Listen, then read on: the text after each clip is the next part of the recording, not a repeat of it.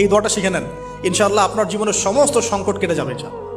আমি নিজেও এই দোয়াটা বেশি বেশি করার চেষ্টা করি। দোয়াটা হচ্ছে, মুসা আলাইহিস সালাম একটা গাছের নিচে হেলান দিয়ে বসলেন, বসে দেখলেন দুজন মেয়ে দাঁড়িয়ে আছে দূরে, পানি নিতে পারছে না, লোকজন পানি নিয়ে যাচ্ছে, ওরা দাঁড়িয়ে আছে বেচারি। মুসা আলাইহিস সালাম গিয়ে বললেন, কি সমস্যা আপনাদের? তারা বললেন যে আমাদের বাবা অনেক বৃদ্ধ মানুষ, আমরা পানি নিতে পারি না যতক্ষণ না আমাদের কম পানি নিয়ে চলে যায়। তো মুসা আলাইহিস সালাম একটু বললাম না, ফিজিক্যালি খুব স্ট্রং ছিলেন, থাকে না বডি বিল্ডার, সামনে গিয়ে কথা বলে সরো পানি দিতে দাও, তখন মানুষ একটু মূল্যায়ন করে না। তো মুসা আলাইহিস সালাম এভাবে পানি নিয়ে দিলেন এবং বাছুরদেরকে পানি পান করালেন, করিয়ে গাছের নিচে এসে বসে আছেন।